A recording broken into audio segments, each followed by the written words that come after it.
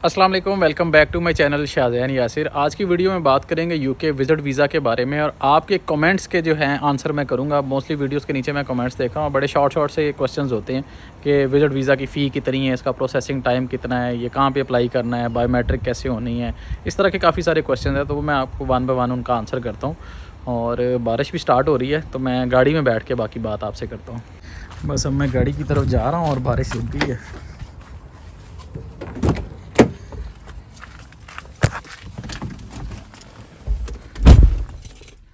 अच्छा, इस वीडियो में आपके कमेंट्स का ही आंसर करूंगा और कुछ कमेंट्स मैंने नोट किए हैं और उनका मैं आंसर आपको करता हूं। बड़े शॉर्ट से क्वेश्चंस हैं और शॉर्ट से ही मैं ट्राई करूंगा उसको आंसर करूं और वीडियो ज़्यादा लंबी ना हो और इन्फॉर्मेटिव वीडियो हो, ताकि सारे जो क्वेश्चंस आपके माइंड में भी हैं यूके विजिट वीज़ा से रिलेटेड वो आपके क्लियर हो सके, उनका प्रॉपर आंसर आपको मिल सके। तो सबसे पहला क्वेश्चन तो ये है कि जो यूके का प्रोसेसिंग टाइम कितना, यूके विजिट वीज़ा का। तो यूके विजिट वीज़ा का प्रोसेसिंग टाइम जब आप बायोमेट्रिक करवा के आते हैं, जिस दिन आपकी बायोमेट्रिक होती है, उससे ऑनवर्ड स्टार्ट होता है। उससे ऑनवर्ड ऑलमोस्ट 2 to 3 वीक्स में आपका डिसीजन हो जाता है, आपको ईमेल रिसीव हो जाती है। ईमेल जब आपको रिसीव होती है, अगर तो आपका वीज़ा खुदा ना खासा रिफ्यूज़ होना हो तो ईमेल में ही आपको बता देते हैं, रिफ्यूज़ल लेटर आपके साथ शेयर कर देते हैं कि इस वजह से आपका वीज़ा रिफ्यूज़ किया गया है। सेकेंडली, अगर आपका वीज़ा अप्रूव हुआ हो तो फिर रिफ्यूज़ल की तो कोई आपको नहीं मिलती ईमेल, आपको एक ईमेल जस्ट रिसीव होती है जिसमें ये होता है कि आपका पासपोर्ट रेडी है कलेक्शन के लिए और ये टाइमिंग्स है, इस टाइमिंग में जाके आप अपना पासपोर्ट कलेक्ट कर लें। इट्स मीन कि जब पासपोर्ट कलेक्शन की ईमेल आती है आपकी बायोमेट्रिक के बाद, इट्स मीन कि आपका वीज़ा अप्रूव हो चुका है, आप जाके अपना पासपोर्ट रिसीव कर लें। जब आप जाके पासपोर्ट रिसीव करते हैं, पैकेट ओपन करते हैं, अपना पासपोर्ट खोलते हैं, तो फिर ही आपको पता चलता है कि आपका वीज़ा लग चुका है, आपको वीज़ा का स्टिकर नज़र आ जाता है अपने पासपोर्ट पे। इन केस आपका रिफ्यूज़ होना हो तो पहले ही आपको बता देते हैं। और जब रिफ्यूज़ होता है, कुछ ये भी क्वेश्चन था कि रिफ्यूज़ल लेटर मिलने के कितने दिन के बाद आपको पासपोर्ट मिलता है। नॉर्मली 1 वीक के बाद आपको ईमेल दोबारा रिसीव हो जाती है कि आपका पासपोर्ट आ चुका है और आप अपना पासपोर्ट रिसीव कर सकते हैं। अच्छा, सेकंड क्वेश्चन है कि वीज़ा की फ़ी कितनी है। वीज़ा की फ़ी वैसे तो 115 पाउंड होती है, 115 पाउंड, लेकिन जब आप अपने कार्ड से पे करते हैं फ़ी तो उसके साथ टैक्स भी कटता है। तो आजकल जो पाउंड का रेट चल रहा है, सपोज अगर पाउंड का रेट 348 रुपीज़ है या 350 है, तो आजकल के पाउंड के रेट के अकॉर्डिंगली जो वीज़ा फ़ीस आपके कार्ड से डिडक्ट होती है वो ऑलमोस्ट 46,000 रुपीज़ होती है विद टैक्स।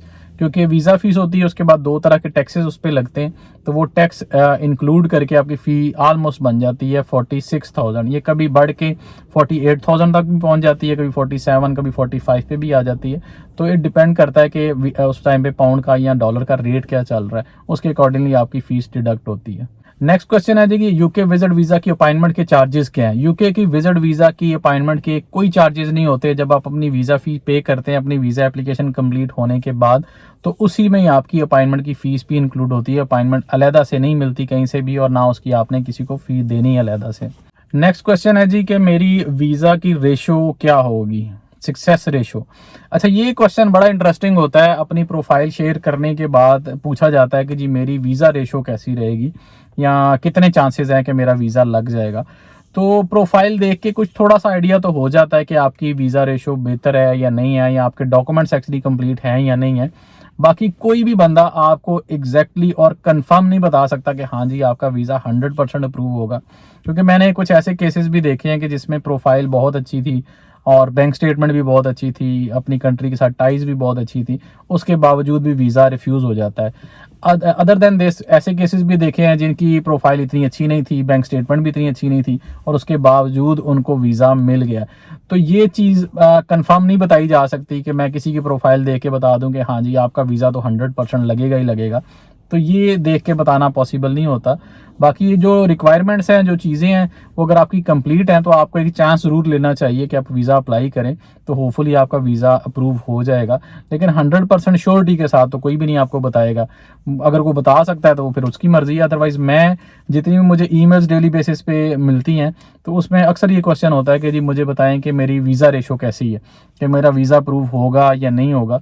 तो मैं इस चीज़ की श्योरिटी नहीं दे सकता।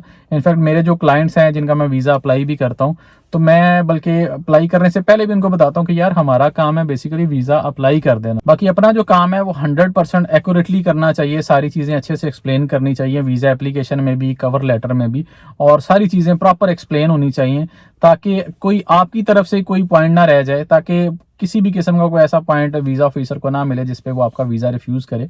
तो अपनी तरफ से 100% कोशिश करनी चाहिए कि वीज़ा जो आप वीज़ा एप्लीकेशन रिप्रेजेंट कर रहे हैं वो अच्छे तरीके से करें, ताकि उसमें सारी चीज़ें क्लियर हों। आपके फाइनेंस के बारे में, आपके पर्पस के बारे में, पर्पस ऑफ ट्रिप जो है उसको आपको बड़ा क्लियरली बताना पड़ता है। अगर आपने स्पॉन्सर किसी से अरेंज किया, कोई आपको स्पॉन्सर कर रहा है यूके से, तो स्पॉन्सर की डिटेल्स और वो सारी चीज़ें बताने का मकसद ये कि अपनी तरफ से एफर्ट करनी चाहिए और सारी चीज़ों को बड़े अच्छे से क्लियरली बताना चाहिए ताकि आपका वीज़ा रिफ्यूज़ ना हो, आपकी एफर्ट 100% हो। अगर कल खुदा ना खास्ता आपका वीज़ा रिफ्यूज़ भी हो जाता है तो आपको ये दुख ना होगा यार वो मैंने ये चीज़ अटैच नहीं की थी या मैंने ये चीज़ एक्सप्लेन नहीं की थी।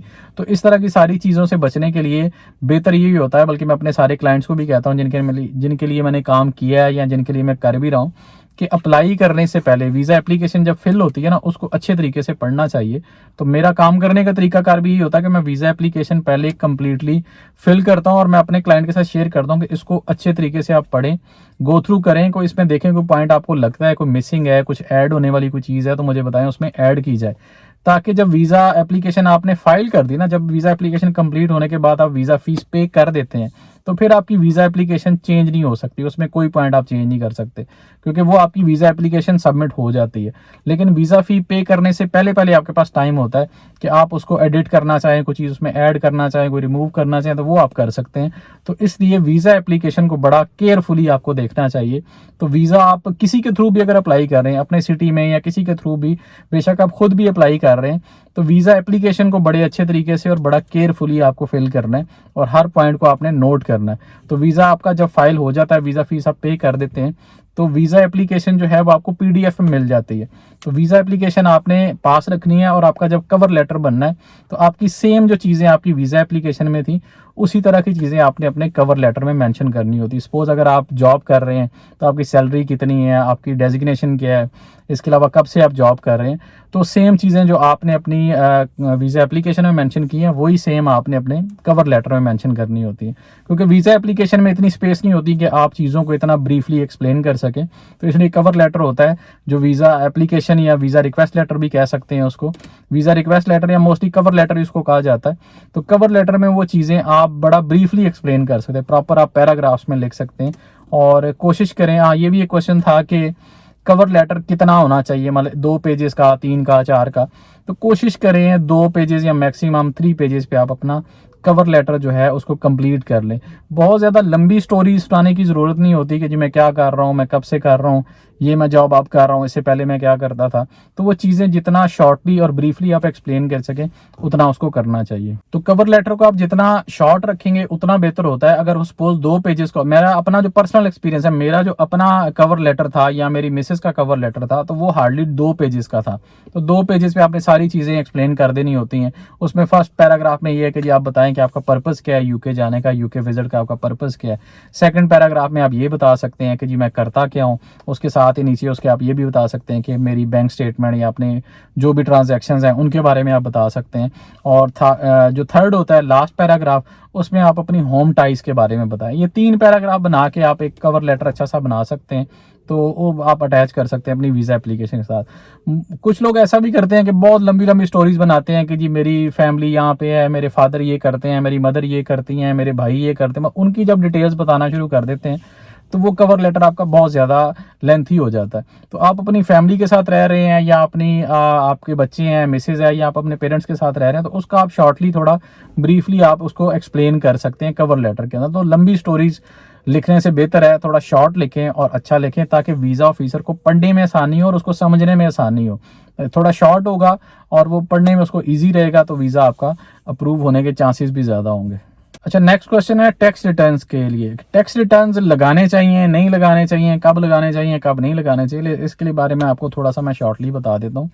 जो जॉब पर्सन है, जो जॉब करते हैं, नॉर्मली उनके टैक्स रिटर्न्स बिल्कुल ठीक होते हैं, उनकी सैलरी से टैक्स डिडक्ट हो रहा होता है, तो वो तो इजीली वो उनकी जो बैंक स्टेटमेंट है अगर वो टैली भी करें अपने टैक्स रिटर्न्स के साथ तो वो इजीली टैली हो जाती होती है। तो जो एम्प्लॉयज़ हैं जो जॉब करते हैं वो तो ईजिली इस चीज़ को कर सकते हैं, अटैच कर सकते हैं अपने टैक्स रिटर्न्स को। मेनली इशू आता है जो बिजनेसमैन है, जो बिजनेस कर रहे हैं, उनके टैक्स रिटर्न्स मोस्टली उनकी बैंक स्टेटमेंट के साथ टैली नहीं कर रहे होते। अगर आपके बैंक की स्टेटमेंट और आपके टैक्स रिटर्न्स टैली ना कर रहे हो तो फिर बेहतर यही होता है कि टैक्स रिटर्न्स को ना अटैच करें। मैंने बहुत से रिफ्यूज़ल लेटर ऐसे देखे हैं जिनमें और कोई रीज़न नहीं होती है, मेनली वो रीज़न यही लगाते हैं कि आपके टैक्स रिटर्न्स में आपकी इनकम कुछ और शो हो रही है और आपने जो बताई है वो कुछ और है, आपकी स्टेटमेंट वो कुछ और बता रही है। तो ऐसी सिचुएशन में फिर आपका वीज़ा रिफ्यूज़ हो जाता है।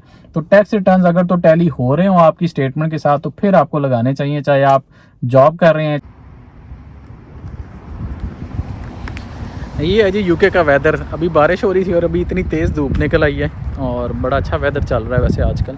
तो बाकी क्वेश्चन भी आपको साथ साथ बताता हूँ। इसके अलावा एक भाई ने मुझसे पूछा था कि कितने एक्सपेंस आपको शो करने चाहिए, कि आपके टूर पे कितने एक्सपेंस आएंगे। अगर आप सिंगल पर्सन विज़िट कर रहे हैं यूके का और 10 डेज़ का प्लान अगर आपने दिया है तो फिर एटलीस्ट आपको 1500 पाउंड्स मेंशन करने चाहिए, जिसमें सारी चीज़ें आपकी इंक्लूड होंगी।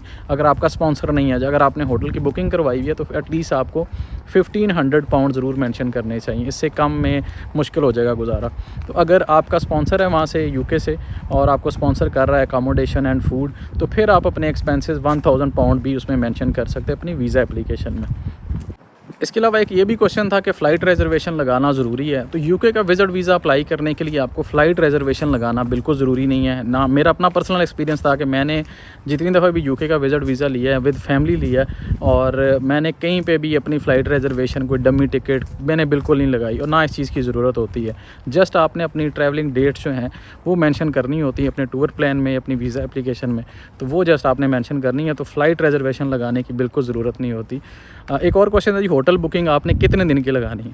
सपोज़ अगर आपने 10 डेज़ का प्लान दिया है या 15 डेज़ का प्लान दिया है, जितने दिन का भी आपका प्लान है उतने दिन की आपने होटल बुकिंग ज़रूर साथ अटैच करनी है।